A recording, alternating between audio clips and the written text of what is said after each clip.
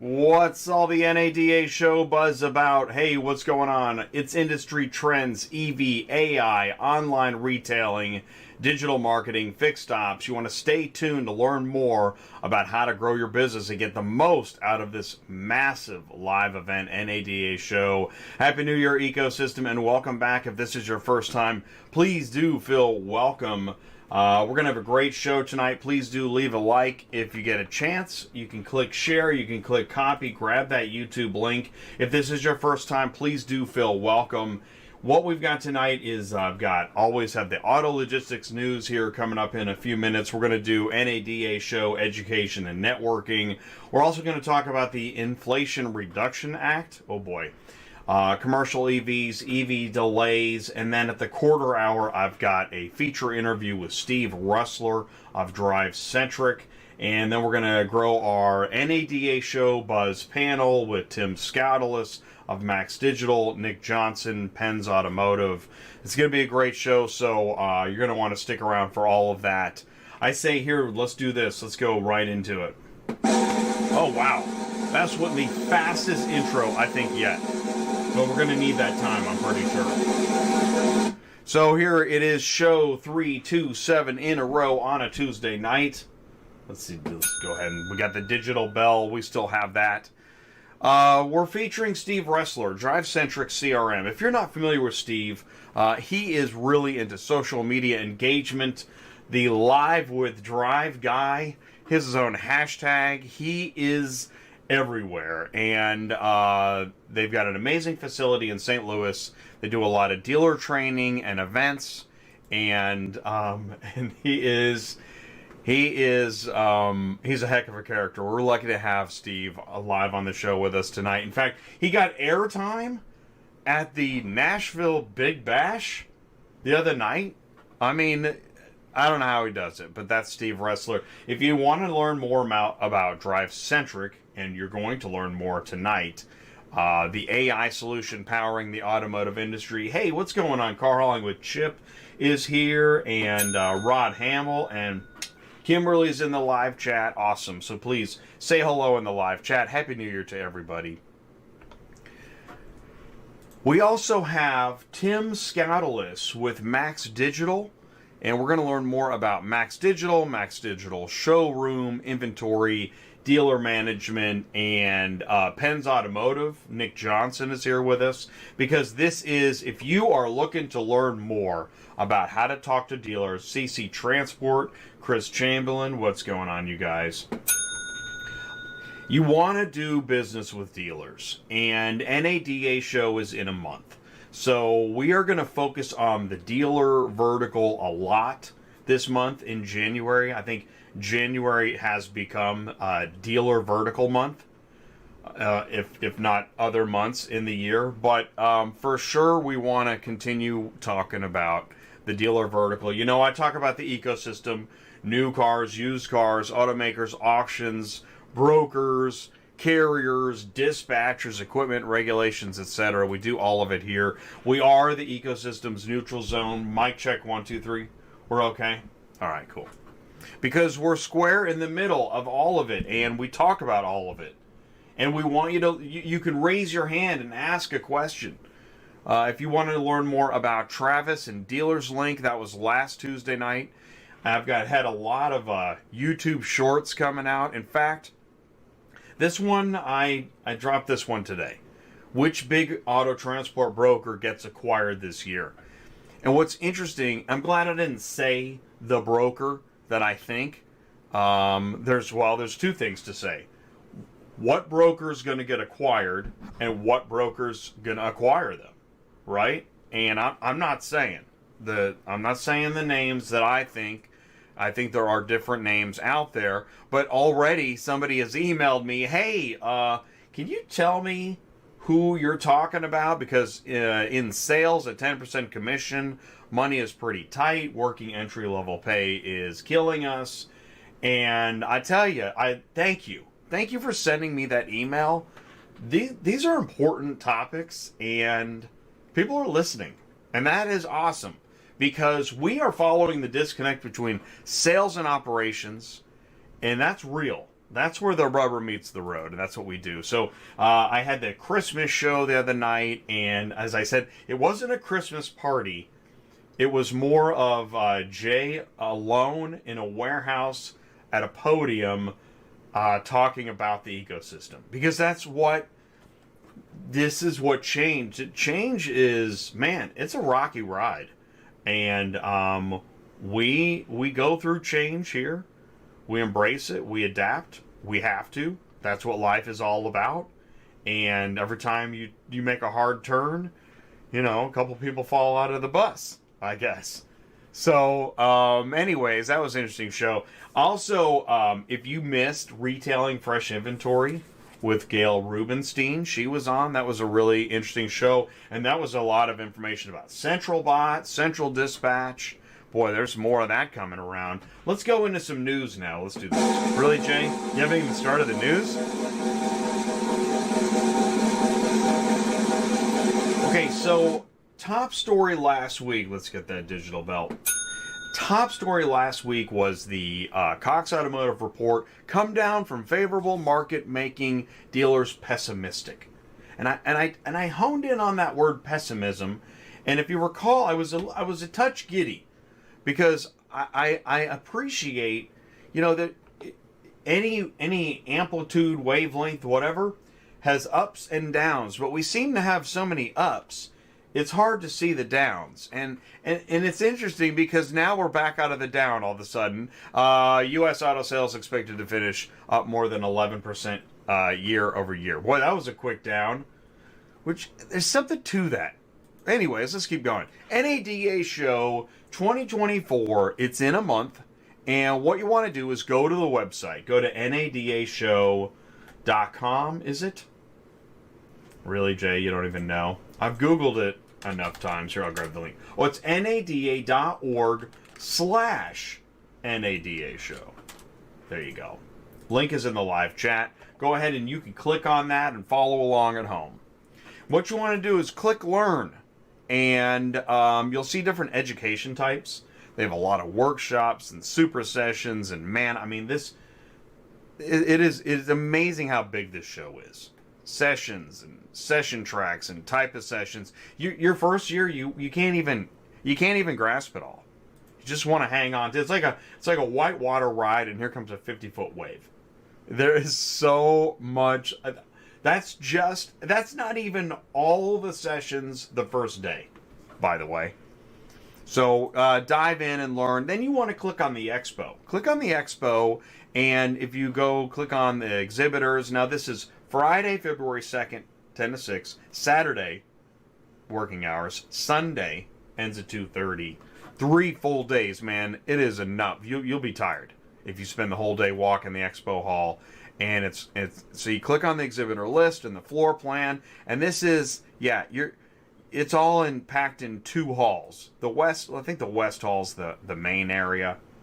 Oh my gosh, and you can see. Look, you got the automakers. You got Ford, GM, Toyota, CDK Global, Reynolds and Reynolds, Stellantis. Those are just the ones you can read. Massive booths.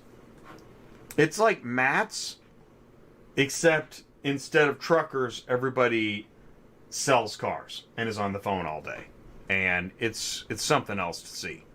So you got to go check it out. And what I want you to do is stick around to this show tonight and learn what to do at the show. Now I realize if you didn't book your room already and all that stuff, you're probably not going this year, but maybe next year you'll see the world's tallest spinning display. Maybe. Let's talk about the Inflation Reduction Act. We're going to take a look back on 2023 automakers, car dealers, EV stakeholders. I know I really don't really want to read this, but I'm going to because we're going to keep seeing this. IRA, Inflation Reduction Act. You're hearing about it. You probably have already heard about it in the primaries, or you're going to, or whatever. All right, roughly $370 billion in energy and climate spending, including Inflation Reduction Act, I know, right? Including lucrative tax credits to ramp up U.S. battery production, as well as consumer incentives to drive EV adoption. I know. You had in January EV tax credits. What they did is they took away the 200,000 vehicle per automaker sales cap. That brought Tesla and GM back in. Let's see, new restrictions on sticker price buying income take effect under the Section 30D credit. That's going to pop up again later in a pop quiz. The American Vehicle Security Act would amend the Inflation Reduction Act 30D tax credit. Told you. Effective date of the required battery sourcing no longer tied to the Treasury's release of proposed guidance on the restrictions. I know. Bedtime story stuff. Treasury modifies classifying vehicles, price caps, 30D tax credit, which limits sticker price no more than $80,000 for new pickups, SUVs, vans. And we're going to ask the panel later. They're the ones taking the pop quiz. We'll check in with Tim and Nick and see what they can tell us about the 30D tax credit. Let's see. Oh, and there's a portal. In September, they said the Treasury says participating dealers will be able to register via an online IRS portal. Oh, boy. Dealers can expect to be reimbursed for transferred credits within 72 hours of submitting advance payment. Treasury Energy Departments issue vital guidance for automakers on how to strictly they will enforce the 30D tax credit. Foreign entity of concern, which blocks tax credits for EVs that contain battery materials from foreign adversaries such as China. Oh boy. China enters the picture. In fact, I'm sure this will be in the primaries. This was in today's news on Automotive News. Electric car models eligible for 7,500 tax credit cut to 13 models. New rules exclude from the tax credit vehicles that use battery components made by Chinese manufacturers. How about commercial vehicle makers dive into EVs? Environmental regs and large purchase incentives fuel the market for EV vans and trucks. Increasingly stringent state and federal environmental regs combined with corporate sustainability goals. I know. It's hard. It is hard. Jay, I just want to move some vehicles. I don't really want to know all this stuff. I know. Get the podcast. Have created a rapidly developed market for zero-emission CMVs, including everything from delivery vans to work trucks to big rigs, right? How's your range anxiety? Oh. There's got to be a drug for that. The market is fueled by government-backed incentives, including those of the Inflation Reduction Act. They range from $7,500 for class vehicles, and I know they get in different weights. I'm not going to read all the minutia, but here's a look at some product plans. Battle Motors. I have not heard of Battle Motors. So here's a news flash. Battle Motors, the new Philadelphia, Ohio company, launched production of the EV City Tractor, an electric platform that can work with Class 6, 7, and 8 trucks, tailored for urban delivery and logistics. Somebody's going to be driving an EV Battle Motors EV platform with a range of 100 to 200 miles, depending on configurations, and gross vehicle weight rating 50,000 pounds. Wow. Okay. Well, I guess that's why it's 100 to 200 miles. That's pretty interesting. Bollinger, powered by lithium iron phosphate batteries, with a cab sourced from Chinese manufacturer. What, you didn't get the memo? See how it comes around. It didn't take long. BrightDrop, GM brand, Zevo 600 electric last mile delivery van, which made me think of, you're seeing a lot of the Rivians. So, how many more entrants are there? And, man, how complicated is this? And can you start it in the cold? I don't know. Let's see. EV tax credit. 30D. Man, everyone's gonna have flying colors on this quiz. Hey, news. I saw this. Okay, this is news. Customers want more car loan information online. Okay, is this an ad? Because I thought we already all knew that. Car shoppers want to know their exact payment and trade-in values before visiting a dealer. Yeah, I know. Like, there's ads about it. You make the deal you want. At drive time, you make the deal yourself. And you can customize, and I'm sliding on the price, right? Is this news? You make the deal yourself. We already knew. I don't know. I already, where's the, I don't have the applause button anymore on that. You make the deal yourself. Let's see. I think this is kind of our final story. EVs contribute to delayed vehicle launches. 34% of all vehicle launches, a third of all vehicle launches experienced production delays last year. Wow. Wow, that's great. In November, Tesla finally released the Cybertruck. That was supposed to come out in 2021. In October, GM announced it would delay the launch of Equinox, Silverado, and Denali. In July, Volvo delayed production of the new EV crossover EX90. A delay of 12 months can cost an automaker up to $200 million. Oh my gosh. Tell that to Sean Fain. On personnel, prototypes, logistics, that same delay then can cost and that trickles down to the supplier. In November, Ford projected it would lose $4.5 billion on EVs. Holy mackerel, this is crazy. These are crazy numbers. Oh, by the way, investigators rule a massive fire at a car auction in Denton County. This was over the Christmas holiday. It is an accident, and authorities say it was started, oh no, in the battery area of one car. And it went to 57 other vehicles. See, I'm sorry about that. Boy, EVs, man, just crushing it in the news. That's great. Leverage ATI in your business. I don't ship cars. We move information, and it is now time. You know what time it is. It's time to get your ELD punch. Get ready, because Steve Roessler's up next with DRIVECENTRIC. Stick around. We're going to be right back. Are you completely stressed out from all the calls and the contracts and the verifications of loads where nobody ever answers the phone? Call Murphy Auto Dispatch Services today. Murphy Auto Dispatch Services has over 15 years in the transport industry. We are your office while you are on the road. We book, we verify, and we bill out your loads for you. We have an excellent accounting staff and an even better dispatch team. Give us a call today at 417-273-0021, or if you want to email me, it's murphyautotransport31@yahoo.com. Give us a call today.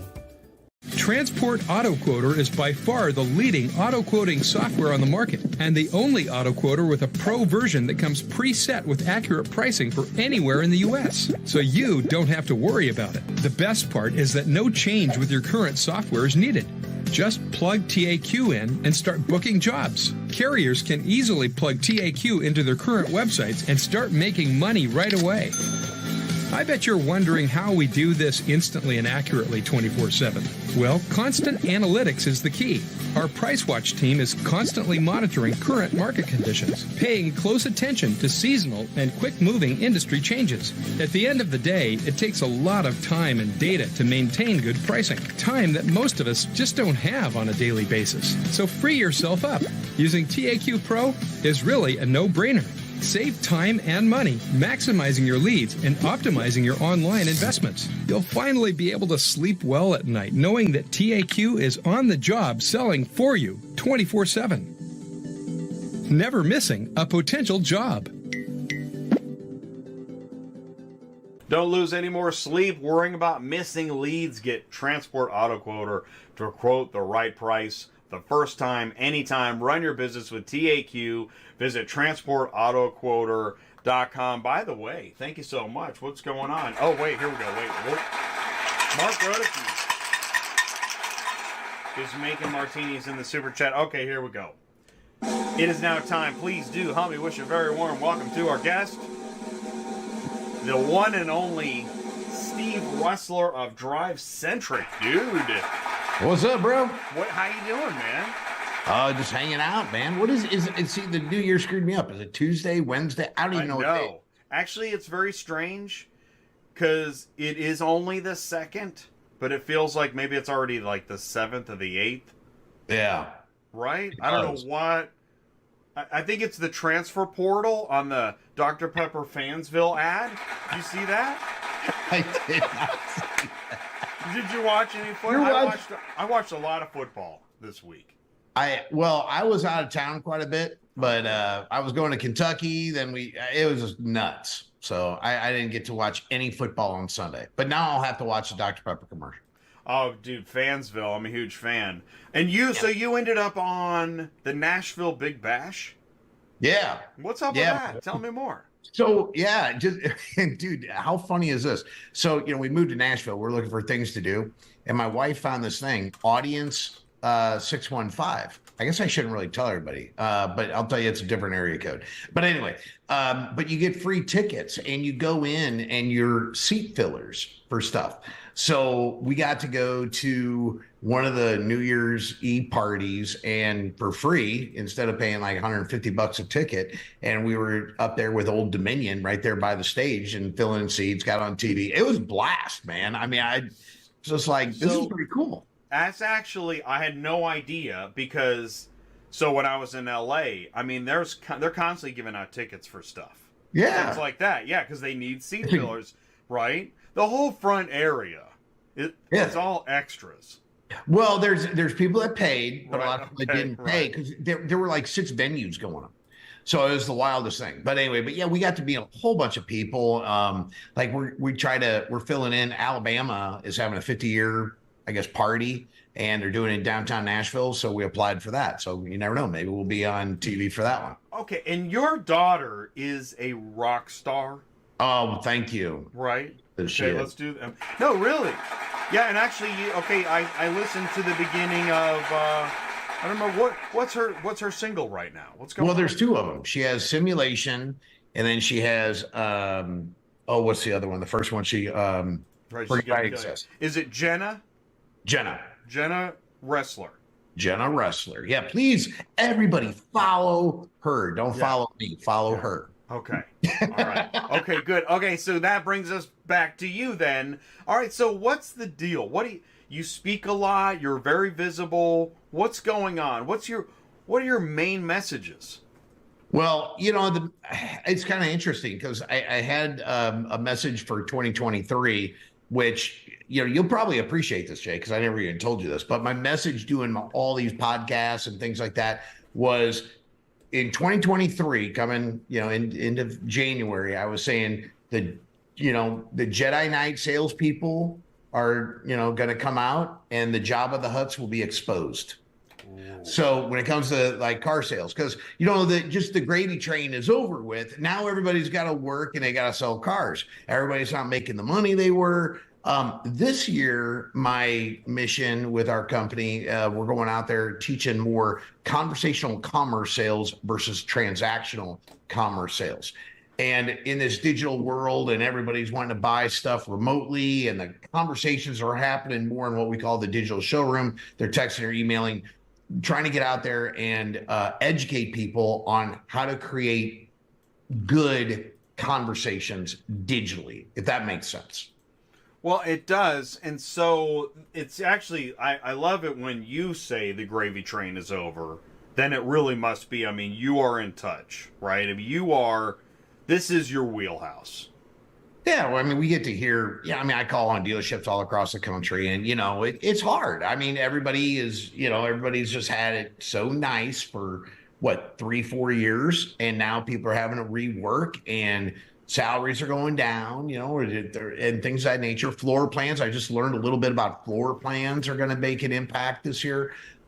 Still trying to learn a little bit about that, getting more on that business side with the dealers. But at the end of the day, people are going to buy cars from who they like, period, end of story. And we have to build relationships. And I think that's what we're trying to do, is go back and start educating people on how to build relationships. But it all starts digitally, just kind of like, you're dating somebody on Bumble or something. You can't go out there and say, hey, would you like to go out for a drink as your first line?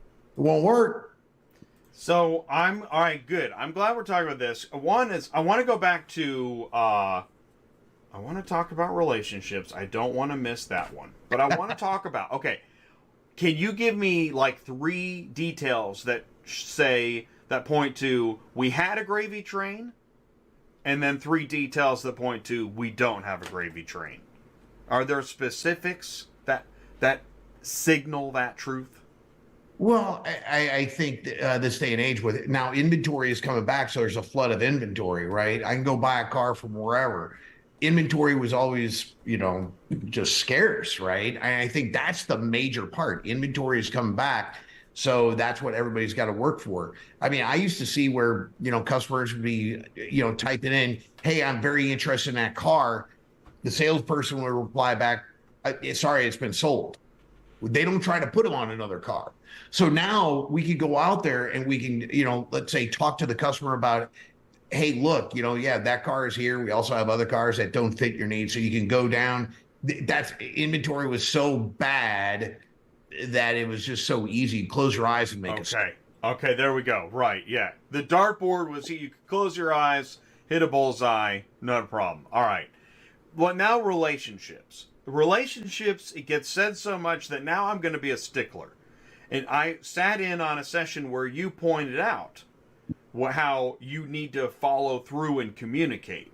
That just because someone's interested doesn't mean they're ready to buy. You need to continue the conversation, say the right things. What does that look like? Well, today's a great example, right? I mean, like, look, I'm calling on dealers, right? So do you think I'm going out there saying, hey, when are you ready to buy a CRM? Hell no. My communication is, hey, Happy New Year's. How was your New Year's? I'm not doing anything with business. I'm just building a relationship. Or, hey, did you do anything exciting for New Year's? Happy holidays. How was your family? Did you do anything good with your family? I'm just like, nothing with business, make it relationship. Hey, did you go anywhere exciting on New Year's? And that stirs up a conversation to evolve it into a business conversation. And you can't stay in the weather report too long, though, right? Otherwise, they're going to be like, man, do you mind selling me something today? Right. Well, that's the gotta be good in the sales. Well, that's the dance of sales, right? Yeah, that's the savvy of sales. Yeah, but the idea though is it all starts with engagement. So if you ask a question that's non-business oriented, you're more than likely going to get a higher level of engagement than you would if you said, "Hey, are you still interested in that car?" I mean, that wouldn't make any sense. Like, hey, it's New Year's. You just had New Year's go on. There's always something going on in the world you can ask about.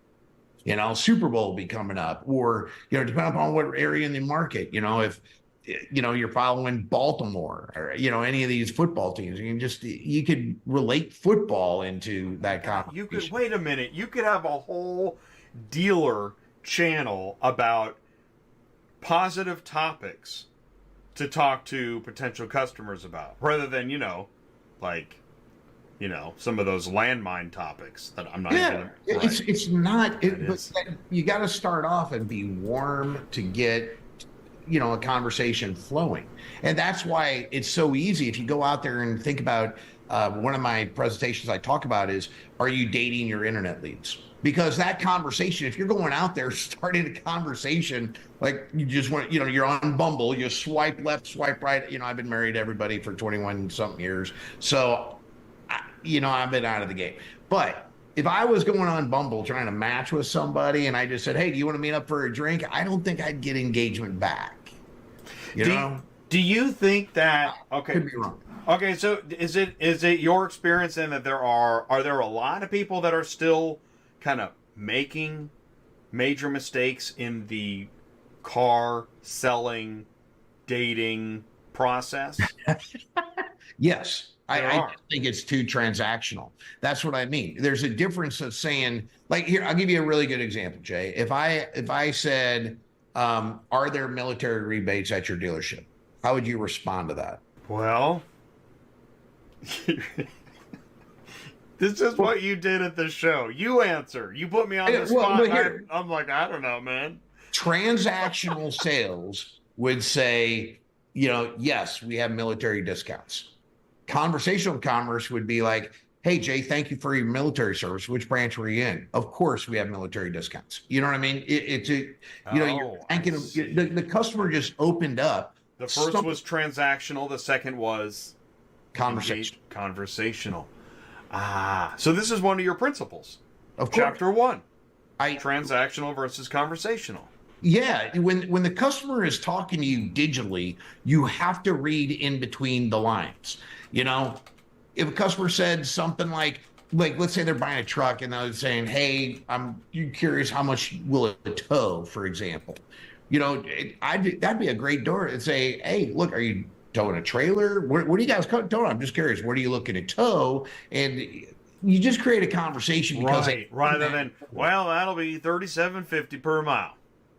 whatever. Yeah. Okay. I mean, it's, but that's what's so see what you're saying. about sales. Sales is an art, and unfortunately, it's getting to be a lost art because everybody's so quick to the sale. Everybody forgets about that relationship part. And I always say, if you kind of think about what relationship is, and it's really learning one thing about the customer, and you focus on that 99% of the time, and you'll win. That's sales. I remember. Okay, so yeah, I think you were talking about, like, what, you find out some of their, you got a potential customer and you find out, well, I think, what did you say? You look at their Facebook page and see what they're into?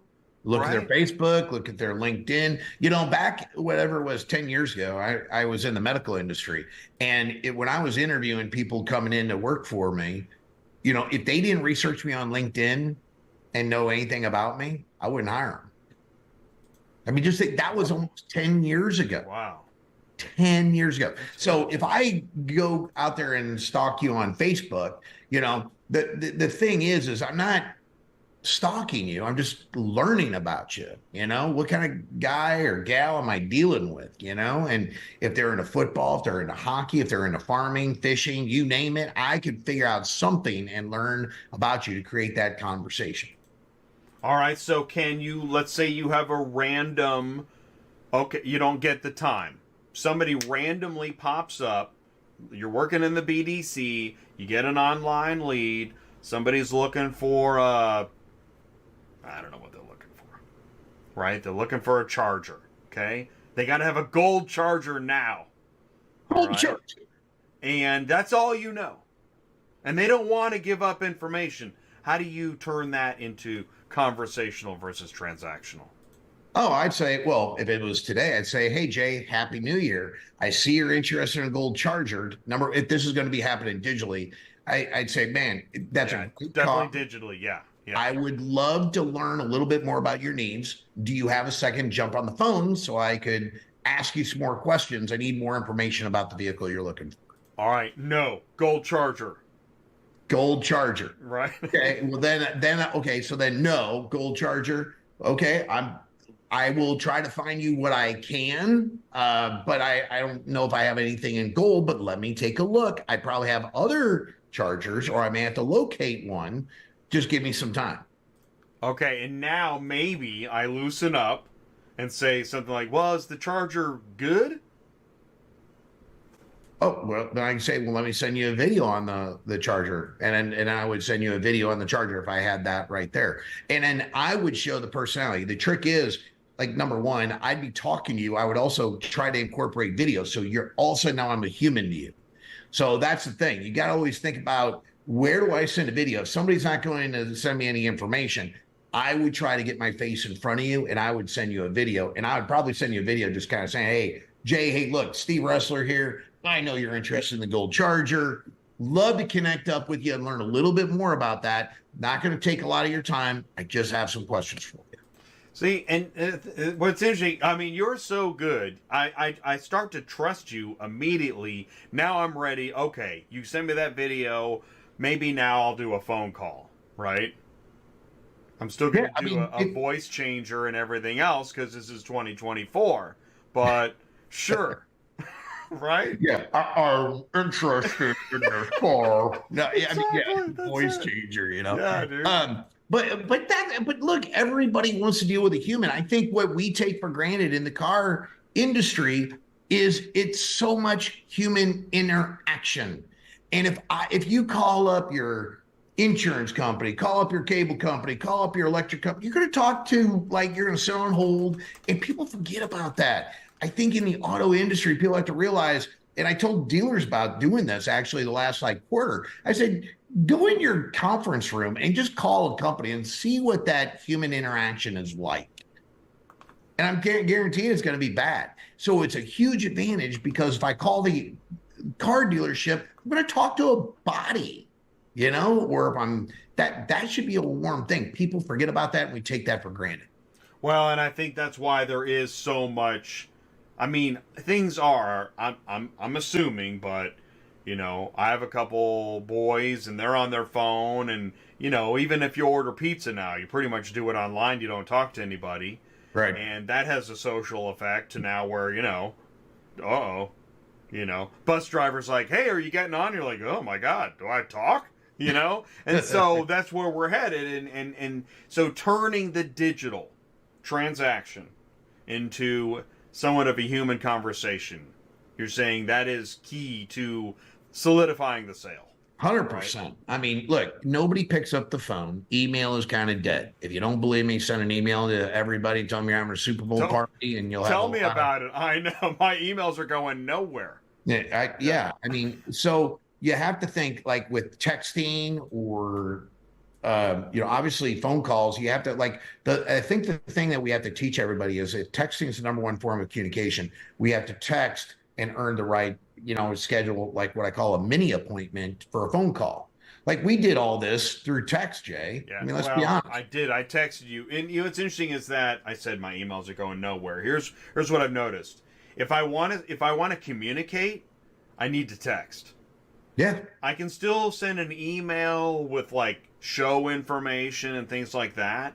So I think we're more accustomed to an email being just business stuff we can get whenever. Well, but if we need to communicate, email's not really the way. Email, You'll in be my waiting opinion, this is the way I describe email. Number one, email is a nocturnal activity. You'll love that one. You can use that one, Jay. It's nocturnal.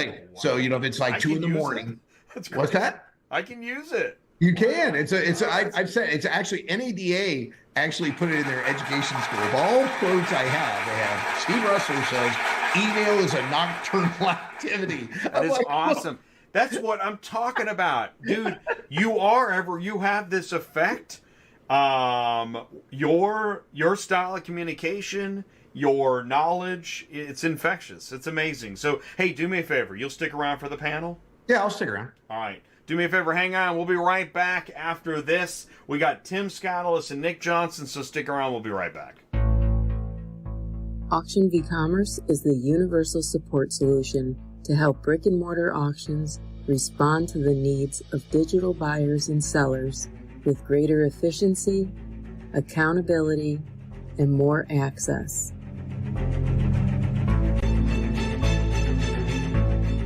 AuctionVCommerce is a bridge between the dealers of the past and the auction of the future.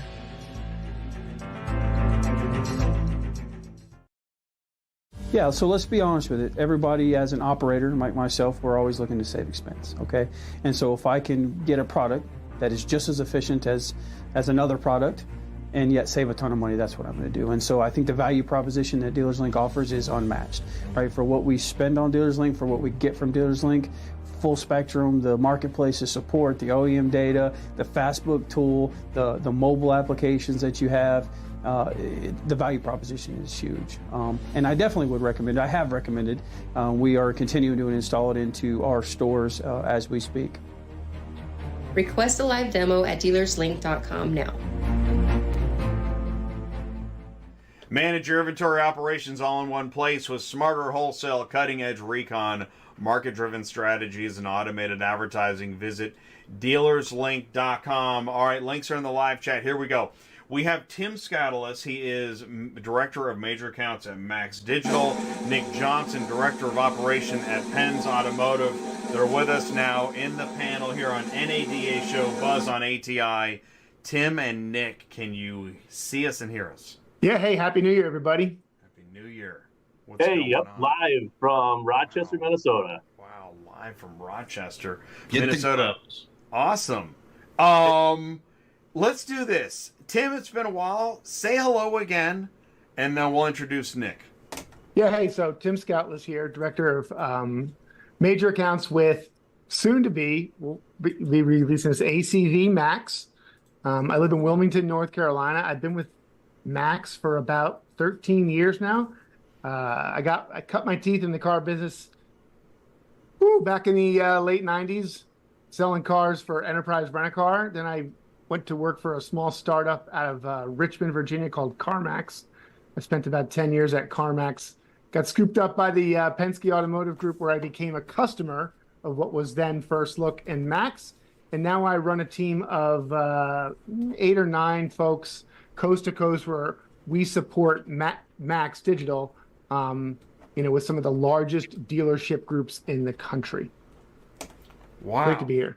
That is awesome, man. Happy New Year.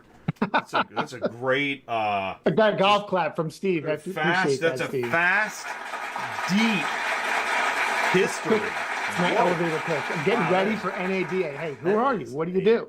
Yeah, no, that is a perfect elevator pitch of a history and background. Nick, please say hello. First time on ATI.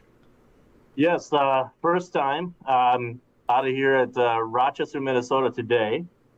Back in 2001, I started with a small group you might have heard of, Saturn Automotive, out of the Wisconsin, I think we were Bergstrom group at that time. Came on to the Saturn St. Paul group, and then eventually was with Luther Automotive since 2005. Finished with being the pre-owned operations director for Luther Automotive for the last 8-9 years, and then came on as operations director for a small growing dealer group in Rochester, Minnesota, looking to grow a secondary market. So a little bit different change of pace, a little bit different approach of my day operations, but good people nonetheless that need some direction. So I'm excited to be here. Thank you so much, Nick. Appreciate it. All right, I've been talking and talking. I'm gonna try and get in the back seat. Let you guys drive this NADA show buzz bus. NADA show is in a month. What's such a big deal about it? Why is this such a big deal? Man, where everybody goes. Listen, it'll be a. I feel like I say this every year, but it'll be a pretty big show this year. I think last year was big. This year, I think will be bigger. Dealers, and Nick can back me up or argue, but I think dealers will be looking, to technology to help. I was listening to the conversation you and Steve were having. Phenomenal conversation.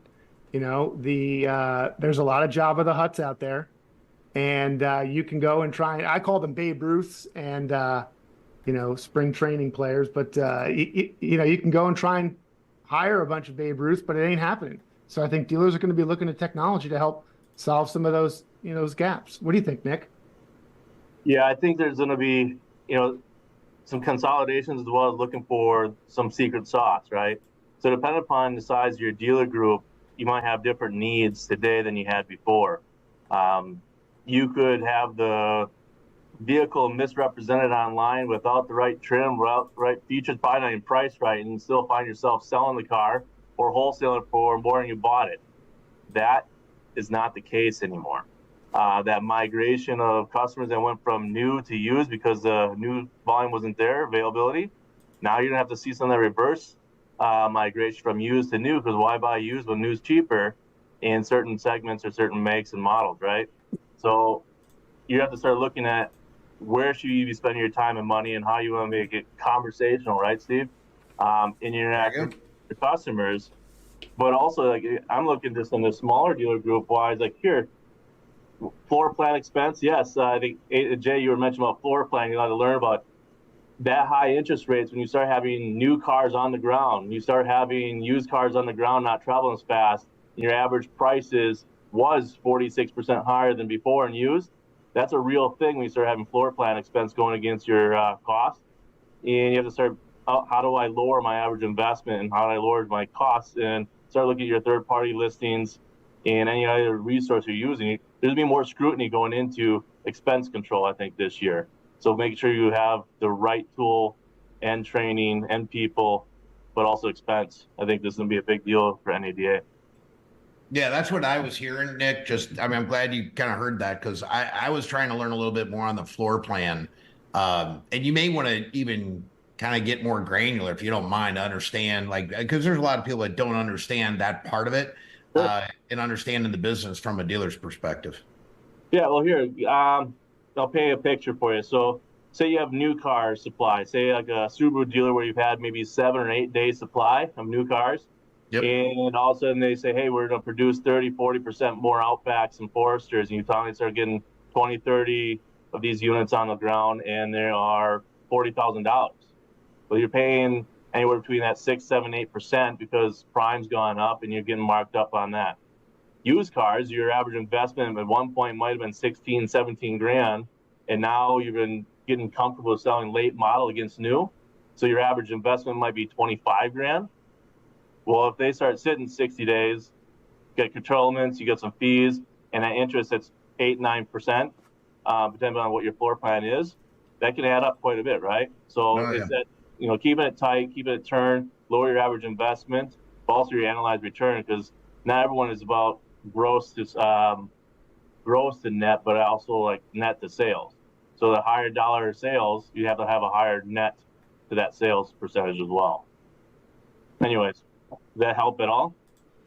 Yeah, it paints a picture for sure. Well, and you just made me think, it seems like in automotive, dealer inventory has extra costs that not all products have. Many businesses, you acquire inventory, you've got a certain margin there. You don't have all this interest and time to consider. Whereas, Nick, hearing you talk about when you're considering your floor planning, you really have to think about how long is it going to take to turn this inventory around. That's what we're talking, right? The time. And you don't have that same problem with many other types of inventory. It becomes I don't think so. A learning curve for me this year. It also has been cash flow economics, right?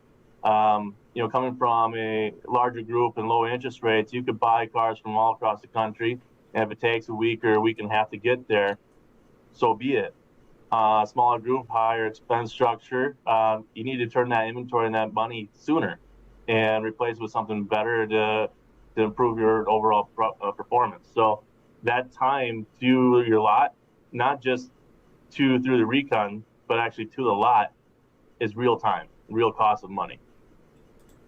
And I wasn't trying to do this, but we just got back to logistics and why it's so important to the dealer to know where the cars are. I didn't even think it, Nick. Oh, if you're a transporter, I guarantee you you're getting heat to get the cars back to the lot. For these small independents, medium-sized groups that are floor planning, they need to turn the inventory. They need to keep it going. They do not want to get taxed. Just figure it this way. I think the NADA average cost to hold a piece of inventory today is about $50 a day. And, that's up. Right. And just, there's more inventory that's turning slower. So you're holding on to more inventory at a higher cost for longer. Steve, that's where the cost comes in. It's expensive. Yeah. No, it's really interesting to hear more on that. And I guess the OEMs used to really help out, right, Nick, on that, and now they're not. Yeah, so you'd have floor plan credits built inside your invoice, and there still is. It's not to the same extent as it once was. And then it's less lucrative when you have higher interest in a floor plan. But, overall, actually go back to you, Tim. You got more to add on that? No, I just, it's something that Steve hit on it, a good point. For the longest time, and I say, I'm going to go on 3 years, for the last 3 years, we haven't had to worry about floor plan expense as a cost. I'm a vendor, just like you are, Steve, right? Mm-hmm. And like when stuff gets expensive at the dealership, they start looking in corners where it's like, all right, shining a light. Floor plan expense is one of those things that they have to have the inventory. Do I have to have that shiny new piece of software? I don't know. Is there a competitor? So when I hear floor plan expense goes up, I bet you maybe that where it started with you too. It's like, hey, I'm going up against an item on the P&L that I never really thought I would have to compete against. I don't know if that's true or not. When you start looking at statements into this year, you're going to see significant changes on new car profitability, also in that one line, that floor plan, especially for some of the slower OEMs like CDGRs. and or potentially even Nissan as they start creeping up. One thing I think you should bring up just going into NADA is that about a year ago, the big rave was street purchasing and buying all these cars when the markets are still going up and how easy it was, and you got to focus on it. And knowing that markets would correct, how many of those that jumped in at the end have already given up because of prices coming down, depreciations, and values going down makes it harder to buy. You still got to have a strong presence in that space. And I think Tim can probably even talk more about with all his venture groups that are focusing on it. But with the late model products becoming available new and rental companies are getting filled up with new, that's going to continue to push down those used car values further and further to where people are going to be upside down and not easily be able to buy them out, street purchases they may have once had. Yeah, I've been coming on ATI. Now, Jay, what is this? It's probably been 3 years I've been coming on your show. I was thinking about recently is that, so we first met, was it like 2020? Yeah, just before. On one of Ryan's shows, before the right? pandemic. Yeah. Right? And I mean, really, it's been a while. And it's what's interesting is that, yeah, some of the parameters have really changed since we first started talking. We've been talking about melting block of ice, as many people do, but man, the cost has really gone up. That thing's melting faster than ever. Correct. Right. That's harsh. Turning to water fast. Right. And what I wanted to mention was one of the other things that's changed is the digital auto auction. So many digital auctions now, so many flavors. But what we're getting to is, instead of getting 9 at a time, you're buying one around the country. That is going to affect the way your ice melts. Yeah, it's I think the dealers were really working hard to find the right inventory over the last 2 to 3 years. So I think as inventory comes back, so we'll see close to 15 million new cars this year, which is great. Maybe 16 million and a half next year. As we see more and more new cars, the used cars will start to come up. And I think that behavior will change. You'll be able to buy more cars closer. We might even start to see that in late 2024. I even saw the 0% interest rates for a lot of vehicles, and I'm sure it's going to help out quite a bit. And maybe acquiring vehicles won't be as huge. I mean, I know everybody's going to want to do it still, but I don't. Nick, are you seeing that quite a bit? Well, with the incentives increasing, you've got this lingering effect, especially going into the actual seasonal change. If vehicles out there priced for asking price and listed price, but not necessarily at the selling price, because these cars aren't necessarily traveling at the right pace, because that you have to get that value prop equilibrium, right? At some point, when new starts coming down in their prices and their incentives, used has to follow. So that service loaner, then that CPO, then that used car without warranty right behind. Those value propositions eventually have to balance out and have an equilibrium to where why buy one, that value equals price has to start to balance out. So you're having this lingering pieces like, oh, I got inventory, it's not quite traveling. I'm still up here with asking price, listing price, but it's not selling. Oh, now I gotta get serious and get rid of it. Where's the bottom? I don't know where it's actually selling it yet. You just gotta make sure you don't get caught on replacing fresh inventory based off of where you have cars priced that aren't selling. So you used to have that every year going into late fall, winter. We have it now, and I think it's going to linger out a little bit longer as more and more incentives come. We've got to still find out where the cars are going to sell at and replace on the way down all the way through.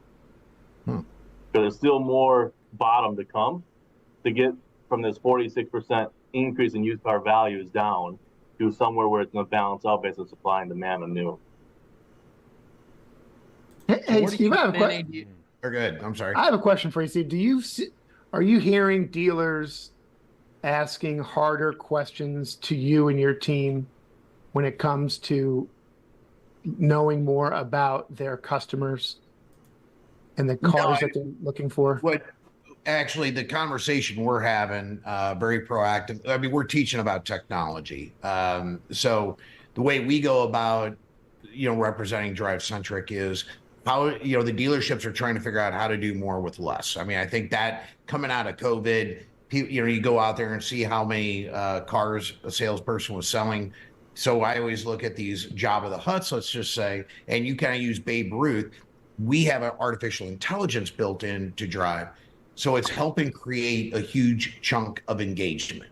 And so what we're teaching our stores is how to get out of these business rule formats where I got to chase a customer for 30 days, 60 days, 90 days. If we know that 70% of the customers are buying a car in 4 days and then 82% going out to 10 days total, that's where you focus your people's time and energy. So I don't have to have a huge staff like I did.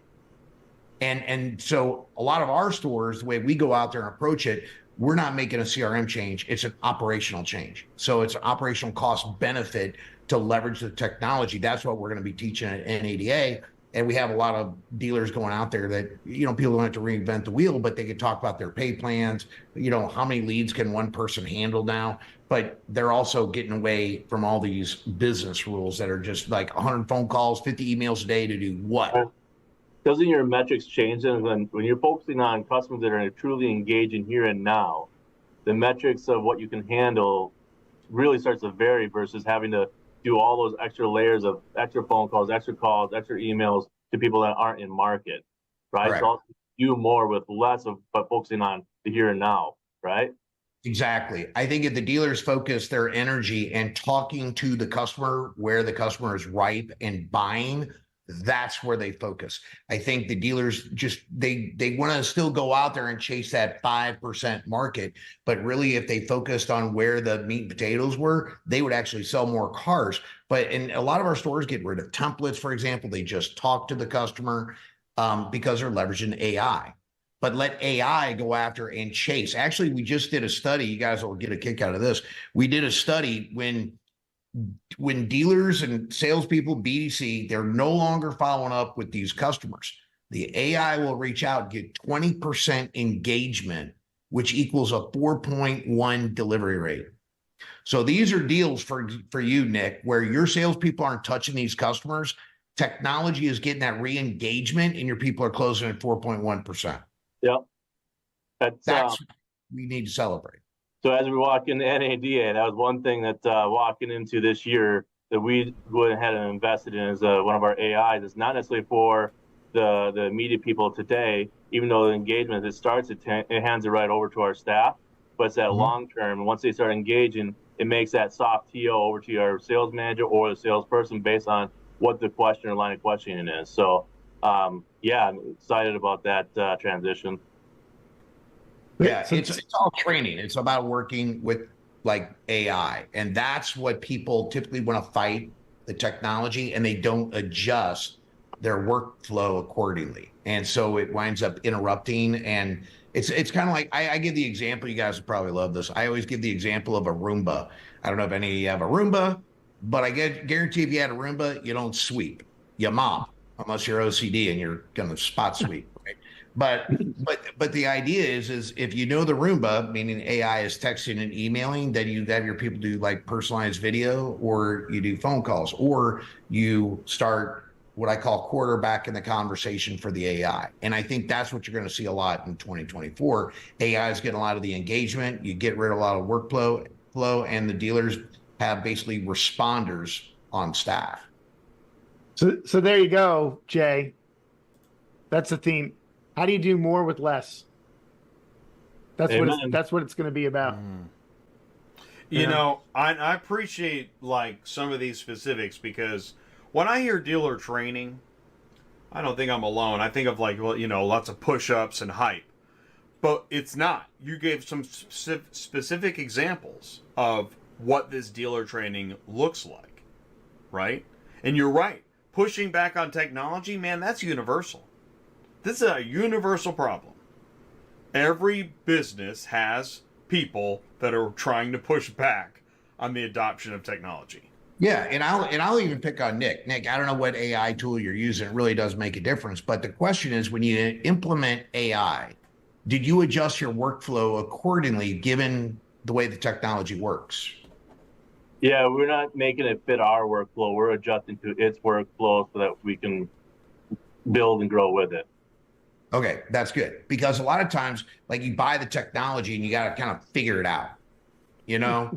And it's true, right? I mean, it's true. Let's say, hey, I'm going to sell you this. Go figure out how to shoot video, right? Yeah.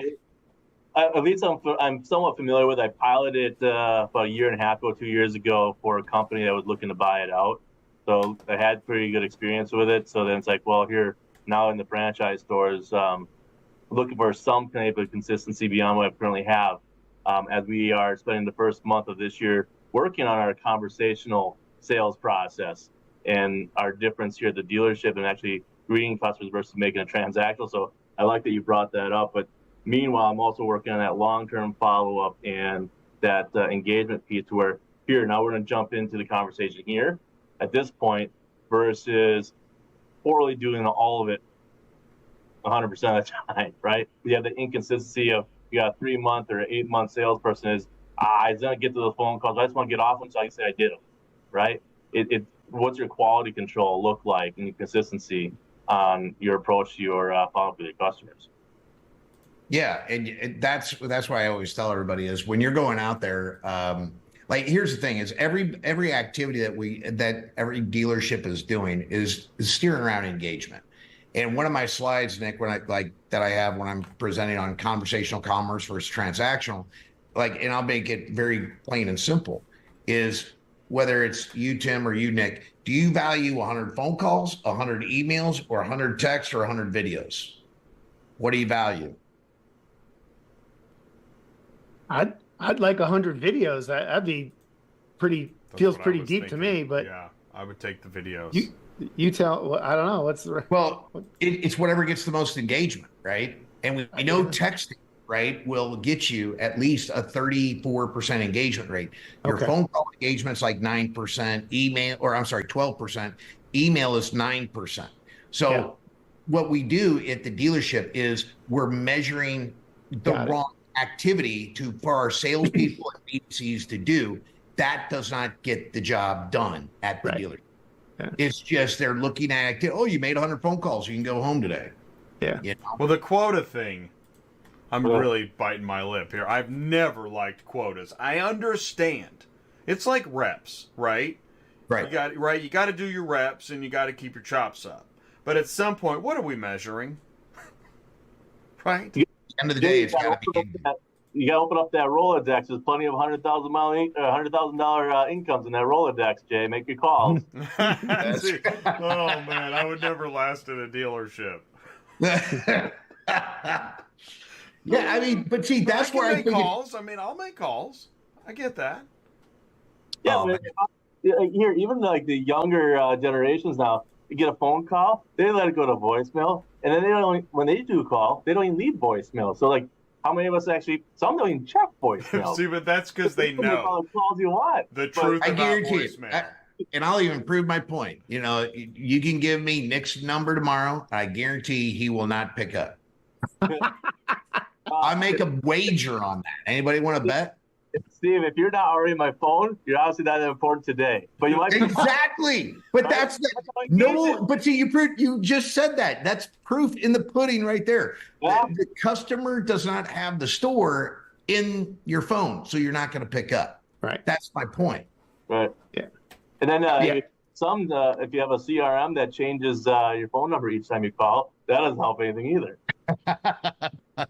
Well, you just got to get your number registered so they all know where it's at. Well, that unfortunate guy named Spam Likely, he can't get any help.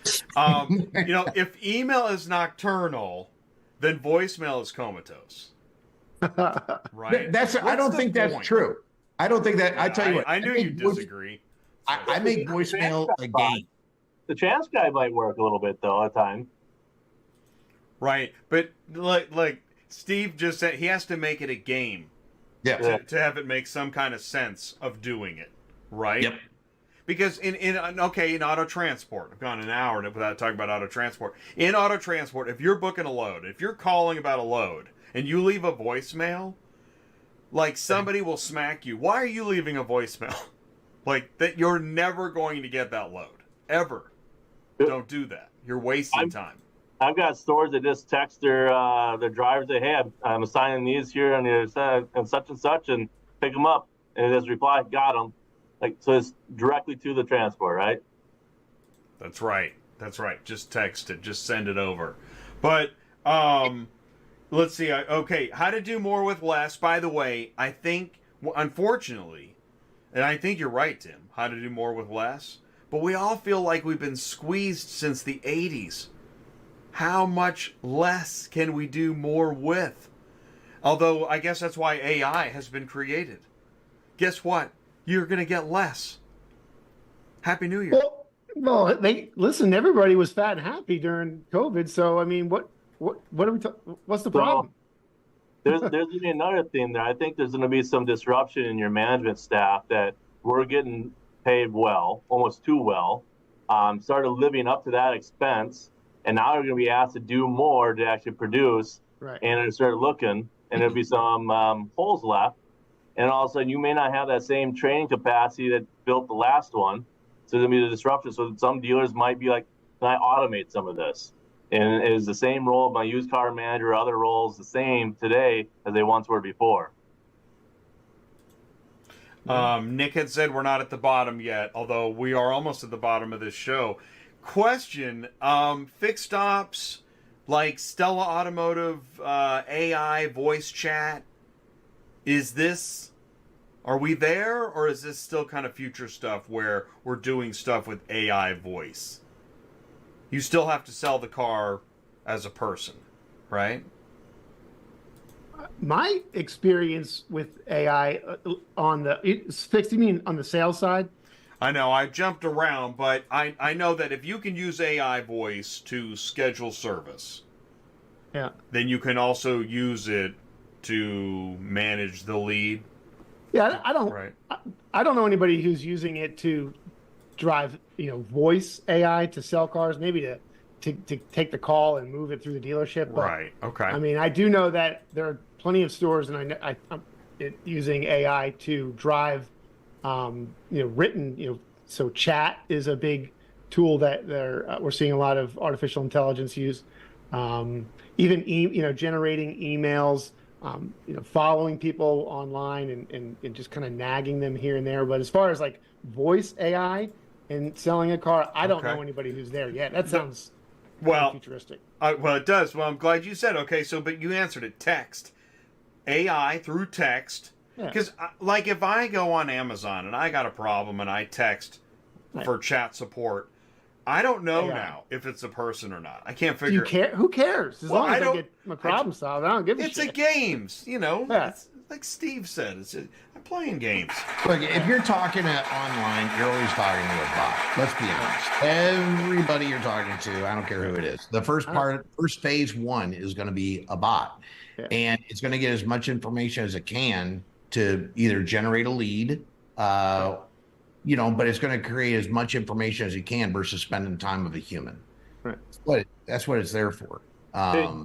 Hey, Jay, you said fixed operations in the service side. I assume that's what you meant by fixed ops, yes? I did, yes. Thank you. Okay. So one thing that it's kind of a merge between what Steve and we're talking on making it conversational is that a good chunk of the dealers are migrating towards having that video MPI, that multi-point inspection when they come in for service, and actually having that technician who's not necessarily a people person, but actually showing a real car, your vehicle underneath what's really going on, intelligently saying, this is good, this shouldn't do this should do that, and help set up and help the advisors guide customers through with transparency of how to protect and or maintenance their vehicle more effectively. That's coming a long ways, and I think that's going to continue to have large adoption across the industry. I've seen a couple of those. I think those are amazing, by the way. What's to say a transporter couldn't send, hey, Tim, I'm out here in St. Louis. I got your cars. They're all loaded up, ready to go. I'll be there in 5 days. I know there's a storm coming, but I should be able to make it. See it. So it's amazing. That's actually one of my secret joys is that I'm leveraging other verticals in automotive that are modern and current to try and explain what I think can be done in some of the other verticals that have fallen much further behind. I totally agree with that. Now, I think that there are some other things to solve for the carriers to, on average, do that. But yeah, I totally think so. I know a guy that he has a Facebook page and he blogs. I don't know how in the world he does it. He picks up and delivers cars and blogs, and like you can not only know where he is, but you can maybe learn about the beignets that he had at, you know. But I mean, it's crazy. But yes, if you could personalize auto transport more to the point where, yeah, it's not just transactional, right? It's conversational, it's informative, it's personalized. That would be, yeah, that'd be amazing. I'm sure there are some businesses that are quietly doing that, and they're skyrocketing their business. They have to be. Yeah. So I'd love to see that become the norm. Like Nick, you said you could text, you know of carriers that help deliver inventory to your locations, and those carriers just get texted what to pick up, where it is, right? Yep. Yeah, okay. We just, well, at times with text them, say, hey, I got this, this, and this, and you'll see it assigned to you. It's like, oh, thanks, great. Just because you have that long-term relationship of that, you know, that back and forth to PA, that back and forth to Riverside, Fort Worth, you know, you just have those kind of common routes where you built those relationships over the years. So I think that, yeah, that is a good example of just the roots of what can be done. But yeah, no, it'd be amazing. I've never seen that video. Hey, I'm at a truck stop. I just picked up your car. It's doing great. You know, she's ready to go. We'll be there in a few days. Rock and roll. Now, why isn't that happening? Is it the technology, or maybe is it the rate, or is it, I don't know. So I'm going to pitch Timmy here. We had out about 30 minutes away from Denver, a $110,000 Mercedes that we had to send a Yukon to them. They're buying a Yukon from us. They have this Mercedes that we're not going to keep. We're going to send it down to Miami. And I had to get ACV to go down there and do a condition report on it, make sure it all stood tall, and we were never to see the vehicle. So ACV gave us all the condition report, all the information, digital, camera, you name it, and we sent it down to our wholesaler down in Miami and never touched the car, and everything went well. The guy was happy. The inspection spot on. Yeah, we got, yep. Everyone got paid. Everything went well. Titles and clean. It's all good. That's a different show, Jay. I guess we'll come back for that one. Right, we'll come back for that. Shout out ACV. Right on. That was awesome. You know, gentlemen, we went a little late tonight, but I mean, there was some really great conversation. I mean, I made a note and also updated. You know, originally it said AI, EV, fintech, retailing, and fixed ops. But we ended up talking more about floor planning, training, acquisition. It's interesting. So I guess that's the end cap is what are the other areas when you get to NADA and you're there? What are other things that are going to get talked about or done that we haven't discussed tonight? I mean, there could be many things, but you know, help me out. The biggest popular one for the last year, 2 years has been the EV piece, and I think it's becoming less of a threat. And as earlier in your show, you're having some fun with it, but there's some challenges with the EV adoption.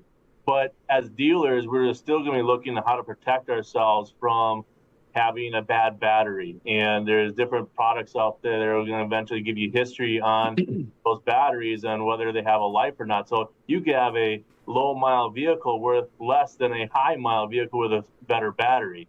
So that's one piece that is going to, I think, for the next year and a half, will still be in these shows. Then we have to watch and see where we need to adopt and protect ourselves as dealers.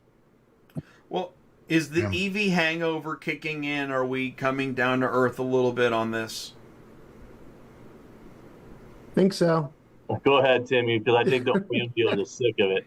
Yeah, well, I think we'll see at that'll be a topic of discussion, right, over in February in Vegas. But the sentiment, as Ford you're seeing it from Ford, not yet quite from the others, but I think soon GM will hop on board where we're pulling back. But that doesn't mean, to Nick's point, that they're coming, just not at the rate that we expected. And how do we deal with them? How do we sell them? How do we price them? Or how do we deal with this credit you were talking about? I got dealers really up in a tizzy on how to deal with this credit. And then how do we inspect the used ones? And what do we do? How do I know that what does good look like on a used EV? And how do I transport it? Because those SOBs are heavy, aren't they? Well, they are. Well, yeah. Well, and it seems like there's a lot of problems in front of the transport. How about, you just made me think of, how about a customer that's on the fence? And you got somebody that's like, yeah, go EV, go, go, go, go. And then maybe that didn't work out so well. Now they're not happy at all. And what? Like, how do you deal with the I mean, I don't know. I'm just throwing it out there. Like the EV, the more I think about it, and SNL I was going to run it, but I didn't want to get the YouTube kickoff. But, SNL did there's a new Mercedes-Benz AA class, and it runs on over 9,000 AA's. Oh, I think that's an old one. Oh, is it old? Okay. I think if it's the one I'm thinking about. Wow, it probably is. Tina Fey, 9,000 AA's. No, it's been a while. I do remember. So Julia Louis-Dreyfus. In the upper Midwest, when it starts getting cold, we see a significant increase of trade evals on range anxiety customers that got into their really excited EV, and all of a sudden they started out the morning with 280-mile range, and they're going to go, 160 miles. And about 10, 15 minutes in the cold, they're going, and all of a sudden it drops down to 120 miles. They don't know if they're going to make it. So that can happen. That is a real thing out there. All of a sudden you have them come back and looking to trade out, only to find out that, yes, even the trade values are going down, especially in the winter when it comes to Minnesota climates and or the upper Midwest on those EVs. So that, I think it'll adjust over time and correct, but you got those first-time buyers running into that situation. How about the dealers that had to decide, faced with the cliff, do we go EV, do we not go EV? I just would read those. I'm like, man, this just sounds like a terrible situation. I think. Go ahead, Timmy. I think some of them are probably calling their lawyers. Yeah. Sorry. Has any dealer ever felt good making a decision at the end of a barrel? Yeah. Right. Yeah. There's a lot of Ford stores that spent a lot of money to get upgraded. I know of an absolutely beautiful Cadillac store that was put in place to deal with the EVs, and Cadillac has yet to deliver on those cars. We'll see. No. Man. Wow. We'll see what happens. Wow. Hey, I do have another thing that I hope they talk about at NADA. It's there's a lot of stuff going on with, these customer privacy acts and things of that nature. PII, what's all restricted, even texting, how crazy it's gotten. Yeah. There's just a lot of laws. I really hope that's covered quite a bit in some of the sessions. Yeah, there's quite a bit more coming out to say, hey, this is effective January. This is effective by June of next year. Like, there is quite a few things coming at us from all different directions that the FTP, et cetera, is going to be coming after. Yeah, you need to start watching yourselves further and further. Especially those lower dealerships that are putting a bunch of add-ons that are not disclosed. That would be a big piece. Yeah, that's right. I think Brooke from BZ Consultants was talking about that on Facts Not Feelings. And also, if just getting a copy of the ID so they can drive, you need to delete that, or you can't have it on a certain device, or right? It's like, there's a lot. Just keeping anything inside, like, for example, a database, like obviously with CRM, you can't even house that stuff in some of the states. Even it's gotten so crazy, and I don't know, Nick, if your state's, I don't think Minnesota is, but then you go down to Florida, you go to some of these other states. If you give a proposal, you can't even put the name of the person on the proposal. It's not that crazy, but yet, you have to have everything protected, and then you have to actually go through all your vendors, make sure any information you provide them, that they have the right protections as well. So you're liable for those pieces. Yeah, it's just gotten really crazy. So there's a lot. Yeah, okay, there you go. So there's a lot of different ways to get education on topics, and I guess that would be why there's so many sessions. That's one thing I don't know if anyone going to NADA the first time, because you got such a big show and all these different products out there. There's so many actually good classes and sessions that are before and different times. Be careful not to give in and go golfing with one of your vendors that's trying to take all your time and keep you away from everything else. Totally. And actually take some time to actually get something out of it, because these sessions are pretty worthwhile, whether it's accounting, whether it's compliance, whether it's sales oriented, whatever. There are some really good sessions there, and Michael Hayes and his team, they do a lot of good job getting different people in there for NADA, amongst others. I second that. If you let anybody take you off campus for any event, see if you can get a clock on that thing so you can get back, right? Yeah. Well, one of the things that I always think about too is, like the show floor. I mean, let's be honest, Nick, I'm sure you would agree to this, and I'm sure Tim, you'll agree.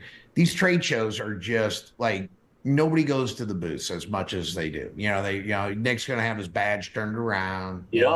Sees them, but really the reality is I really wish that, and I'm saying this on behalf on the vendor partner side, is just, learn something about somebody you don't even work with. I mean, you should walk around, and if there's other vendors that are competitors, like the store, the vendors are in like a 10 by 10 space. Those are usually the companies that like these big companies buy, because they're more tech savvy. These other big companies, they don't invest, they acquire. So like last year, randomly I stopped at VetX, right? And who acquired them? Was that Reynolds? Who acquired VetX? Do you recall?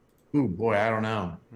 It might have been Reynolds, but it's one of the one-offs that they got a little bit of this, a little bit of that. They got a suite here of different products offerings. Like, okay, and then all of a sudden they get gobbled up by someone. But you always get like, hey, I'm working with one vendor all the time, but what's new somewhere else in the similar comparisons? Like, okay, is that going to come, or can you work with your own vendor to actually help enhance the product you have, be better tomorrow than you were yesterday? It's definitely worth going to. So, Jay, you had the map up of the West Hall where it's the expensive real estate, where the North Hall, where, let's face it, the real estate isn't as expensive, but yet it's worth going through there and talking to people and saying hello. Startups and well, that's where we started. We started off in that hall because NADA does it by a point system. So once you start going and you sponsor, you get the hotels, you get more points, then you get a good room. Yeah. So just advice on that, Tim. So the West Hall, that's the big one, right? Right, where GM and Ford is in the back, and you got the Cox Automotive Row, and you'll have the NADA Pavilion. That's a great place to go and hang out. They have great speakers that speak for like 20, 30 minutes at a time. Right. A great spot. But take the Sky Bridge and go across to the North Hall and say hello and say, what do you do? Wow. And, is that where you're at, Nick? Or I'm sorry, Tim? No, we're over. I'm with ACV. We're ACV, yeah. It's going to be over here. We're right there. You don't have Pacino say hello to my little friends? Hello. I don't even know where our booth is, guys. We're right. We're right by the end. You're not too far from where we are. So this is the big show, prime time, West Hall. Yeah, we're right in the middle there. Okay, yeah. Long story. Where our spot goes back a long way. It's a long story. Maxi. One day, yeah. Edge, right? We go back to Edge days or not? Yeah, the Ryan and Associates. Yeah, that's why we got our spot way back in the day. Hey, we just built a brand new booth for this, so it better be killer. So Steve, I'm coming to say hello. I'm excited to meet you. We've got some mutual customers that I want to make sure we're on par with, and I do have some questions about integration on a couple of things that I'm hoping you could point me in the right direction to who to talk to. Yeah, we'll have some guys in there. I mean, typically day 3 is integration day. Exactly. That's right. That's right. I'm there. Don't worry. You know what's really, I think what's amazing is, so if you work in any way with dealers, you're probably at NADA, right? Yeah. Or you wish you were, right? Because remember, but that's so fascinating.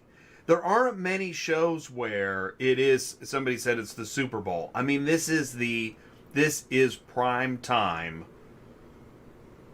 dealer trade show central of the year, right? This is the big one.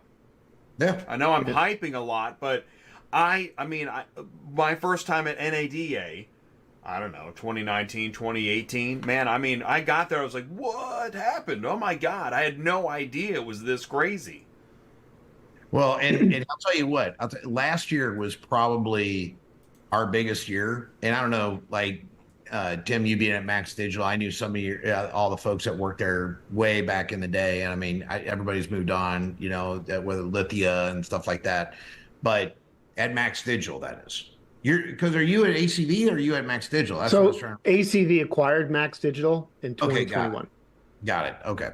But yeah, I'll tell you what, when we first went to, because we were a startup, and I still remember being in I think it was San Francisco. We were in like the way in the back of the hall. We had this. That was a small room. You had to go outside in San Francisco and get a cab to go to the other place. Exactly. We were in building number 4, you know. Yeah. But I mean, last year was just, I'd like to think that there's a lot of things going on, like with obviously our competitors, that I think a lot of people were, you know, with big company mentality, people want that small company touch as far as in technology with what we're doing. So I think this year with what we focus on with AI engagement is really catapulting it. But the one thing that I would always tell any dealer watching this or any vendor partner watching this is, you know, when you're talking to your dealer partners, or, you know, the dealers are talking to their partners that they're working with, you need to ask them what's hot. Like, who do you know in the marketplace? You know, if I could walk somebody over to your booth, Tim, you know, because I know and trust what you guys are doing at your company, that's kind of like what I think dealers need to do. If a dealer is going out there investigating, and I call it vendor validating, there's no better way to validate than ask your fellow, not dealers, because the dealers only know with what they know, but a vendor partner hooking you up with somebody else that knows what you're doing, that's gold, in my opinion. I mean, you got to trust your dealers, don't get me wrong, but people always know with what they know. Couldn't agree with you more. Yeah, and I will say I really like doing that. I know a lot of people when I go to used car week, not NADA, not as much. I feel more like a fish out of water, which is why, I mean, I would definitely go back. And I capitalized. I met some really interesting people like Matt Jones at True Car. You know, I asked enough questions and met Matt Jones at True Car, which is why I suggest when you go to a trade show, yeah, man, have some A game, study, practice that elevator pitch, do whatever you can. Don't get roped into a corner somewhere with a couple of beers and then, you know, 4 hours go by. You know, you want to make the most out of that show. But to introduce people in booths to other booths is the jam. When you get to that point, man. I think it's pretty cool if a dealer comes up to me, like Nick, if you ask me like, hey, what's the, you know, best DR tool out there? I don't know, or what's the best inventory tool? You know, I mean, I'm going to have like my opinion, but I'd rather hook you up with other dealers. But I know definitely people in those spaces where I'd be like, hey, let me just introduce you to a couple people. And that's what I think the whole NADA, it's really should be about networking and, you know, to find the right spot versus just, you know, throwing a dart on that map and landing somewhere, you know? And can we say that? I mean, I think that, you know, maybe there's too many, I don't know, maybe it's the quota thing. There were several booths I went to, I couldn't even get a conversation going. I'm like, I know I'm not a future customer, but I promise there might be potential in here somewhere, but because I didn't appear to be a customer, I just couldn't get a conversation going. Too bad. I got a good one for Nick. I want to put Nick on the hot seat real quick, and this will be great for us, Tim. You ready for this, Nick? Yeah. Okay. You're walking by my booth or Tim's booth. Your badge is turned around. Yeah. What can I say to you to encourage you to stop? Good question. I'm probably one of the worst ones at it because I have a fault of scheduling every 5 minutes of my time there with sessions and classes and then vendors specifically. But there's like that 5 minutes where all of a sudden I finally can walk around and open up and actually raise my head. I still have my badge backwards because of the hard closing piece. I don't have a perfect answer for you. Damn, man, I was going to use it. So it is hard to get a dealer to stop. But it's very hard for us. Like, you can sit there and ask, hey, who's your inventory management tool? Who is your CRM? And then you can say, hey, do you know so and so? So maybe if you know someone from the other competitors, that might help you get in there.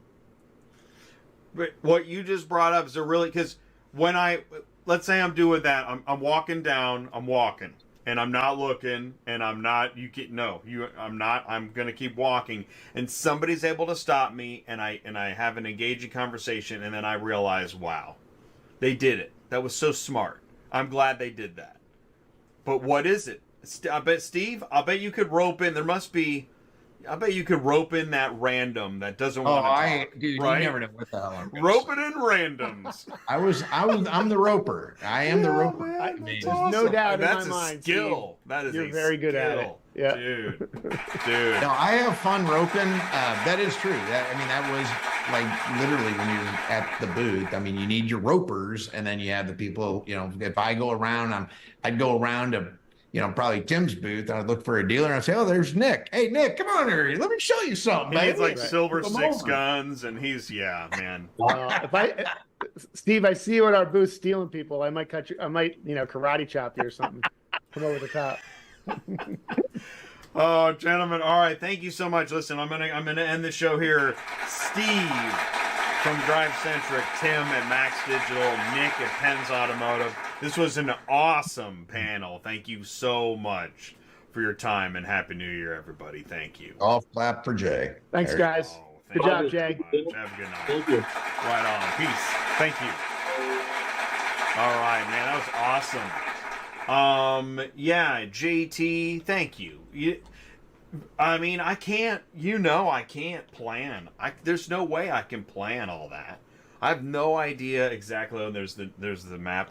I don't know what we're going to do. I just know that, I see something approaching NADA, and I know that there's a lot of us that have no idea what this is, what it's about, the benefits of it, what it can bring, what it can be. Mic check, 1, 2, 3. And I here was what's interesting is, luckily I'm able to, man, the audio's going crazy. I'm able to kind of see, some of the things that I did, and then, I'll go ahead and raise my hand and point out, like, I did not know what NADA was, not fully, and I didn't know how big it would be, and I didn't know exactly who would be there. I didn't do hardly any research. I just showed up.